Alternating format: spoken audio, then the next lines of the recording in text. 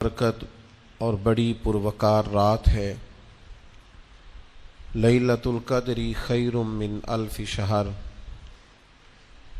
1000 مہینے سے زیادہ جس رات کو اللہ نے درجہ عطا فرمایا۔ کچھ چیزیں بڑی سمجھنے کے لائق ہوتی ہیں۔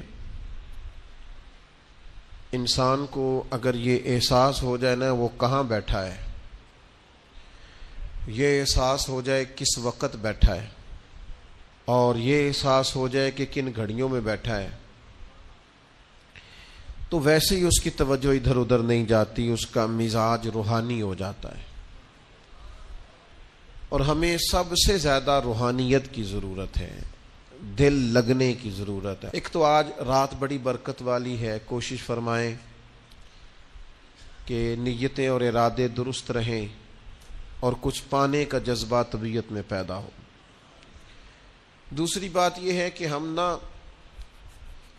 اسلام کے ماننے والے ہیں۔ اسلام باقی سارے مذاہب سے اس لیے مختلف ہے کہ اسلام رسم و رواج کا نام نہیں۔ ہم نا دین کو اس طرح لیتے ہیں جس طرح کوئی مخصوص سی رسم و رواج نہیں ہوتا۔ اب میں مسجد کے اندر تو نہیں نا تم سے جھوٹ بولوں گا، او بھائی آپ کا دین صرف مسجد میں ہی سچ بولنے کا نہیں کہتا، ہر وقت ہی سچ بولنے کا کہتا ہے۔ آپ صرف رمضان المبارک کے اندر ہی صدقات و خیرات، عبادت، ریاضت نہیں کریں گے، پورا سال ہی کریں گے۔ راشن ونڈن والے اور لوگ کو عیدوں بعد بھی بھوک لگ دیجئے۔ اسلام مخصوص پوجا پاٹ کا نام نہیں کہ آپ تھوڑی دیر کے لیے عبادت کر لیں، تھوڑی دیر کے لیے نیک ہو جائیں، کچھ مخصوص دن آئیں تو ان دنوں میں بدل جائیں اور باقی آپ اپنی روٹین جاری رکھیں۔ اس کا نام مذہب نہیں۔ مذہب اسلام تو ہمہ وقت، ہر وقت نگرانی کی بات کرتا ہے۔ تو اس کو اس طرح کا نہ بنائیں۔ آپ یقین کریں بعض اوقات محسوس ہوتا ہے کہ رمضان شریف آیا تو بعض لوگ سمجھتے ہیں ایک مہینہ آیا ہے، شاید معاذ اللہ اس کے چند مخصوص رسم و رواج ہیں وہ ہم نے پورے کرنے ہیں اور اس کے بعد فارغ۔ یہ کوئی رسم ہے؟ عبادت میں اور رسم میں فرق ہوتا ہے۔ اس کی معنویت کو، اس کے حسن کو تو سمجھیں۔ اعتکاف بیٹھ گئے نوجوان کافی سارے مل کے کسی بھی محلے کی مسجد میں، تو اسی طرح سے گپیں چلتی ہیں، اسی طرح سے موبائل چلتا ہے، اسی طرح سے پیزے کا آرڈر ہوتا ہے، اسی طرح سے رات کو بوتلیں منگائی جاتی ہیں، اسی طرح۔ تو یہ آپ نے کیا ضرورت تھی اعتکاف بیٹھنے کی؟ اگر آپ اس کی معنویت کو ہی نہیں سمجھے کہ اعتکاف تو بیٹھا جاتا ہے شب قدر کی تلاش کے لیے، وہ تو ساری رات ٹک ٹکی لگا کے ڈھونڈتا ہے معتکف کہ کہیں مجھے وہ جلوے نظر آئیں جو جلوے اللہ شب قدر میں عطا کرتا ہے۔ اس کو تو ہوش ہی نہیں ہوتی کھانے کی، پینے کی، باقی معاملات کی۔ وہ تو محض ہے کسی کام آیا ہوا ہے۔ ہم سے فقیر بھی اب پھیری کو اٹھتے ہوں گے، اب تو غنی کے در پر بستر جما دیے۔ تو میرے عزیز یاد رکھیں کہ مخصوص پوجا پاٹ نہیں، دین کو بطور رسم نہ لیں کہ ایک مخصوص ٹائم آیا ہے تو لہٰذا ہم دین اپنے ہر کام میں۔ نماز بے حیائی اور برائی سے روکے گی، حج کرنا ہے تو اس کا بہترین زادرہ تقوی ہے، اگر روزے رکھنے ہیں تو مقصود یہ ہے کہ لعلکم تتقون، تم پرہیزگار ہو جاؤ۔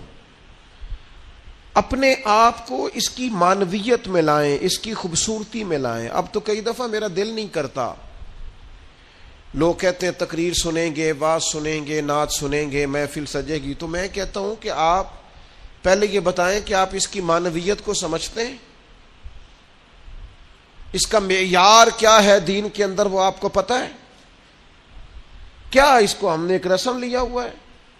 اللہ رسول کی بات کو بڑا مزہ آیا، بڑا لطف آیا، بڑے نعرے لگے۔ آپ سمجھ رہے ہیں کہ بات کیا ہو رہی تھی؟ آپ کو پتہ ہے کہ اس بات کا معیار کیا ہے؟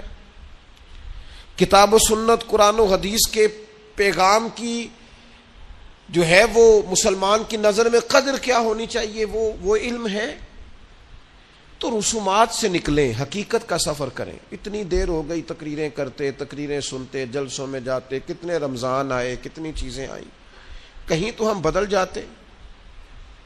50 لاکھ سے زیادہ لوگ اگر عمرے پہ جمع ہو گئے ہیں تو چلو 25 لاکھ ہی ان میں سے واپس آ کے دیانتدار ہو جائیں۔ عبادت گزار ہو جائیں, اسلام کے حسن کو سمجھیں. 40 لاکھ حج کرنے جاتا ہے تو اس میں سے 20 لاکھ ہی سچی توبہ کر کے آ جائے. لیکن مدینے گئے, کعبے گئے, کربلا گئے, جیسے گئے تھے گھوم پھر کے واپس سو آ گئے. سٹیٹس لگاؤ. اب تو کئی دفعہ تکلیف ہوتی, میں ذاتی طور پر اس قدر زیادہ پریشانی میں آ جاتا ہوں, کئی جگہوں پہ جا نہیں پاتا, طبیعت نہیں مانتی. دل کرتا ہے کسی پرانے دوست سے ملیں, اس سے بات کریں, اس کے پاس 4 گھڑیاں بیٹھیں. دل کرتا ہے کسی جگہ انسان بغیر مووی کے بھی کوئی بلائے, اس کے پاس چند گھڑیاں بیٹھیں. کوئی ملنے آئے تو کہے آپ سے ملنے آئے ہیں, آپ کی فوٹو سے نہیں ملنے آئے.